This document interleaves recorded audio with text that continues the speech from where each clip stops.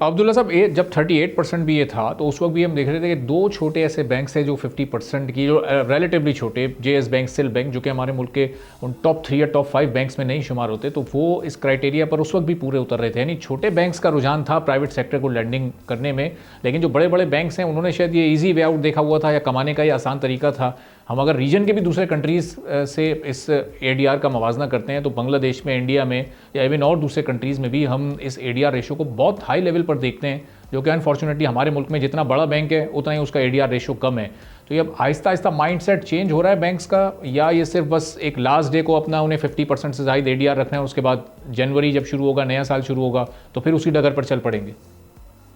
देखिए जी, हमारे जो बैंक्स हैं, मैं कहूँगा तमाम बैंक्स, बट स्पेशली जो लेगेसी बैंकिंग इंस्टीट्यूशन हैं, जो पाकिस्तान में कुछ प्री पार्टीशन के हैं, कुछ बहुत बड़े बड़े फैमिलीज़ के बैंक्स भी हैं जो कि दहाइयों से आपके पास यहाँ पे मौजूद हैं, उनका एटीट्यूड कुछ थोड़ा सा फ़र्क होता है compare to the newer banks. आप सब ने कभी ना कभी एक्सपीरियंस किया होगा कि अगर आप अपने बैंक की ब्रांच में जाएँ महीने के एंड में, तो वहाँ का मैनेजर आपसे ज़रूर कहता है कि सर प्लीज़ आज 30 तारीख है, आज आप पैसे विड्रॉ ना करें, आप कल या परसों कर लेना, हमारी क्लोजिंग होती है।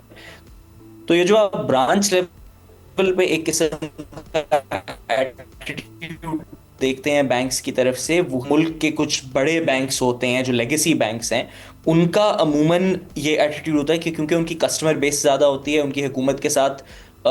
जो एक कनेक्शन होता है, एक ताल्लुक होता है, वो काफ़ी पुराना होता है, उसके पीछे एक हिस्ट्री होती है, तो उनके लिए ज़्यादा कंफर्टेबल होता है कि वो अपने डिपॉजिट्स को रखें, संभालें, उस पर कम शरई सूदें। ऑफ कोर्स बैंक्स का बिजनेस ही इसी तरह ऑपरेट करता है कि एक जो गैप होता है आपकी लेंडिंग और आपकी बोरोइंग में, जो आप डिपॉजिट्स लेते हैं और एडवांसेस देते हैं, उनके बीच में जो शरई सूद का गैप होता है, उस पर आप प्रॉफिट कमाते हैं, और हुकूमत आपको एक सेट किस्म का प्रॉफिट दिया जाती है। और इसके अंदर आप ये भी देखें कि हुकूमत ये टैक्स सेट तो कर रही है, मगर बैंक्स के पास ये मौका कि वो हर साल अगर वो चाहें, वो इस तरह से अपने एडवांस टू डिपॉजिट रेशो को कम करें, इन्वेस्टमेंट्स रादर देन एडवांसेस की बेसिस पे प्रॉफिट्स कमाएं। उसके अंदर ये भी वजह है कि हुकूमत हर साल अपने टैक्सेशन टारगेट्स मीट करने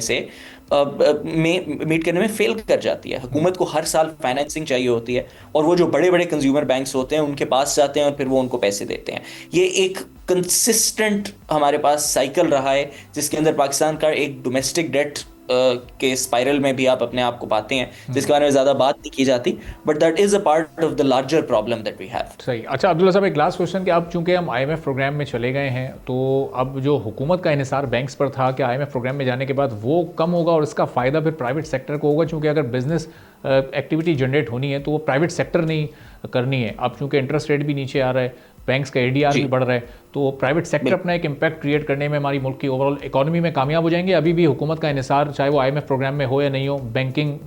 सेक्टर पर रहेगा?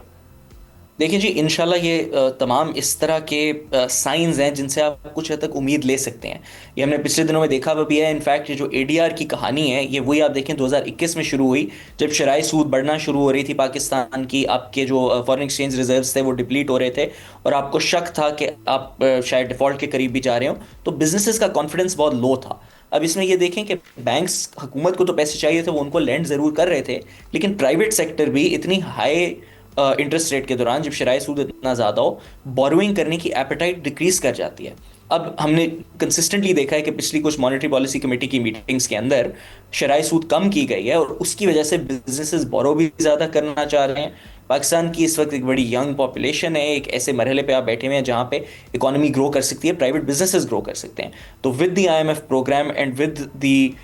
Knowledge that banks are willing to lend to the private sector, जिसके अंदर हुकूमत का, हमें मानना पड़ेगा, ये रोल है कि उन्होंने बैंक्स को एक तरह से पोक एंड प्रॉड किया है, उनको इनकरेज किया है कि वो प्राइवेट सेक्टर को ज़्यादा लेंडिंग करें। अब शराइ सूद कम आ गई है, तो जाहिर सी बात है अब आगे फिर बिजनेसेस के पास क्योंकि कैपिटल होगा, एक्सेस होगा पैसों का, तो वो अपने बिजनेसेस ग्रो और इंक्रीज भी कर सकेंगे। सब्सक्राइब करें और बेल दबाएं ताकि कोई खबर रह न जाए।